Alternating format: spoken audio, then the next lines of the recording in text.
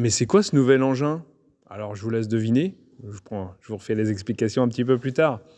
Et puis là, voilà mon SSV et mon vieux quad qui s'en va après des années de service. Salut les amis, eh bien de retour encore une fois dans le champ de colza. Je suis envahi de limaces, j'arrête pas de passer. On a eu 80 mm là après le semis, j'aurais jamais dû rouler forcément. Et puis bah, après j'ai refait une fois de l'anti-limace, il s'est remis à pleuvoir 10 mm, donc bah, l'anti-limace il a une durée de vie, je sais pas moi, peut-être de 5-6 mm, mais après en fait il perd de son appétence. Donc bah, j'arrête pas de passer, enfin j'arrête pas de passer, c'est la deuxième fois, mais je sens que ça va pas être fini. Bah voilà, je vais vous faire peut-être un petit topo sur mon nouveau quad en fait que j'ai acheté en remplacement de mon vieux Yamaha qui avait 17 ou 18 ans je crois, qui était rincé, mort. On pouvait plus servir du pont avant, on pouvait plus... le carburateur, bah, il était en sursis, et puis les pièces là-dessus valent une fortune. Donc bah voilà, soit j'avais le choix de remettre un peu plus cher et de repartir dans une grande marque, ou alors de partir carrément au chinois. Bon, le chinois, franchement, il m'aurait intéressé parce que vu le prix, forcément, ça fait réfléchir. Le souci, c'est que je me suis renseigné auprès de collègues qui en avaient, auprès de mécanos qui m'ont dit, bah ouais, mais... Alors c'est sûr, il est garanti 3-4 ans, ce qu'on veut, mais le problème, c'est qu'on attend 6 mois les pièces. C'est ce que j'ai entendu, hein. Peut-être que vous allez me dire, certains vont me dire, mais non, ça se passe pas comme ça. Mais bon, j'ai vraiment pris peur, et du coup, j'ai acheté ce Can-Am. Donc j'ai pas repris non plus un vrai quad, là c'est plutôt un SSV, c'est un SSV. Parce que bah, j'ai des enfants aussi qui grandissent, qui je pense feront entre guillemets un peu les cons avec ça. Et j'ai été au courant de pas mal de catastrophes, de gens qui sont décédés, que le quad s'est retourné, et même pourtant des gens chevronnés, hein, et pas forcément des fous. Donc bah voilà, j'ai préféré, vu que j'étais en plein changement et je pense que j'aurai que 2 quads dans ma vie, et bah, j'ai préféré prendre avec une cabine fermée, arceau, ceinture de sécurité et tout ça. Donc voilà, je vous le présente. Donc c'est de la marque Can-Am. Can-Am, c'est une marque québécoise.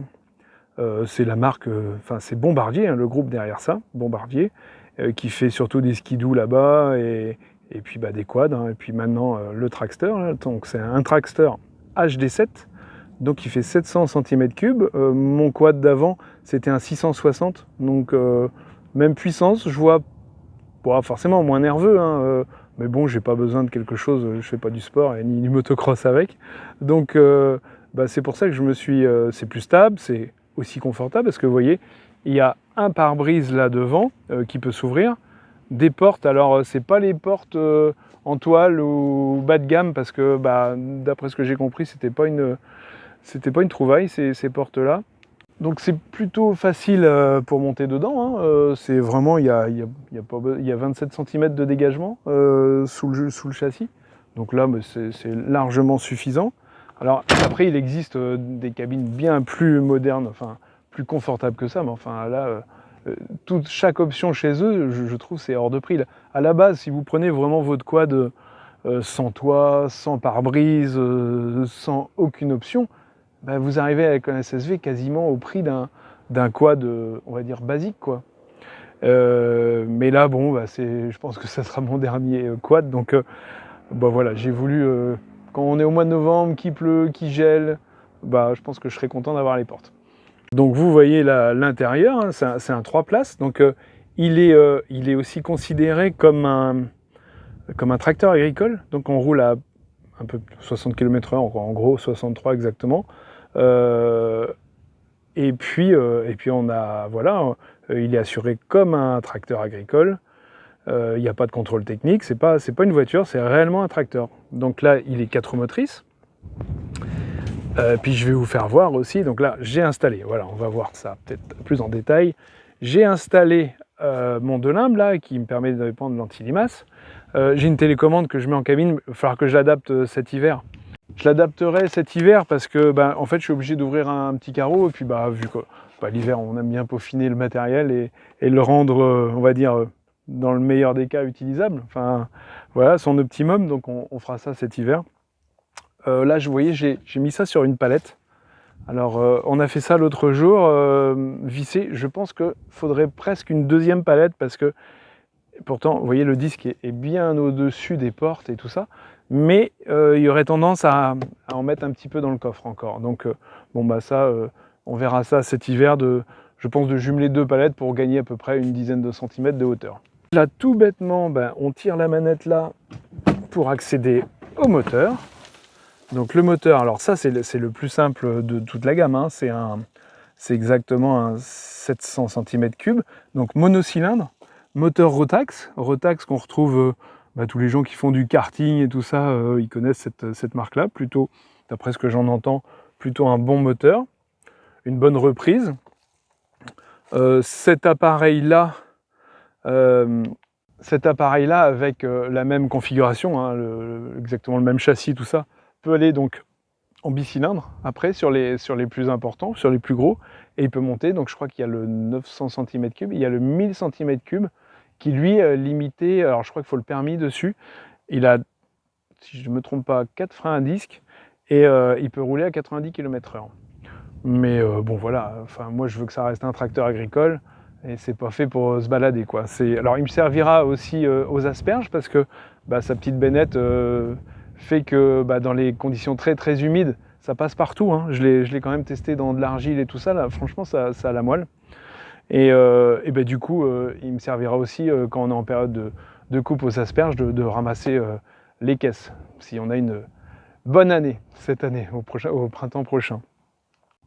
Donc vous voyez, l'intérieur c'est très très sommaire, hein. Après vous avez des batteries d'options, enfin qui, pour l'utilité que j'ai, ne servent à rien, mais par exemple les gens qui seraient en montagne, vous pouvez mettre des chenilles. Alors, je vous explique pas le coût j'imagine, mais vous pouvez avoir une cabine fermée, chauffée, isolée, enfin là vous voyez c'est vraiment brut de décoffrage, hein. Regardez le toit, bon ils auraient vu le prix qu'ils vendent ça, ils auraient pu quand même améliorer un peu la chose quoi. Ça manque peut-être un peu de finition, mais pas des finitions de confort, parce que c'est normal, mais des finitions, vous voyez, le câble comme ça pour l'essuie-glace. L'essuie-glace est une option, hein. Et puis sinon, après, l'intérieur, c'est confortable, mais l'intérieur, c'est assez bruyant. C'est assez bruyant, mais moi j'ai essayé aussi, je crois qu'il existe un diesel chez eux. Alors après j'ai essayé chez le concessionnaire l'autre jour un Kubota qui est hyper rustique, hyper costaud et tout ça, mais alors ce qui m'a arrêté c'est le bruit, c'est un 3 cylindres, je pense increvable, hein. Déjà le confort, vous êtes déjà, c'est moins confortable que ça, et puis le bruit, mais vous êtes obligé de mettre un casque anti-bruit.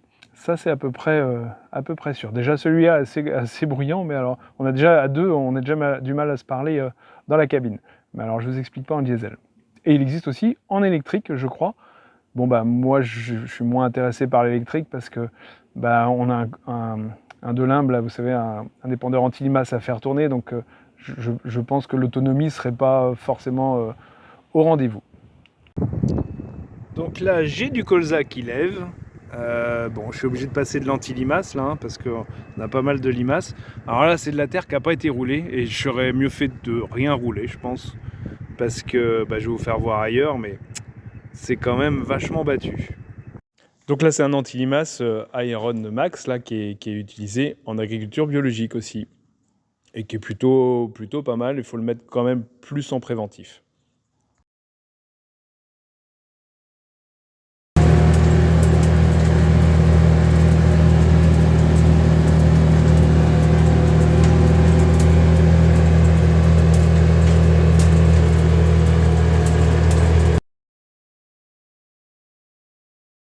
Bon, ça va super vite, hein, on fait près de 25 hectares à l'heure, donc là, je roule à peu près à 40 km/h.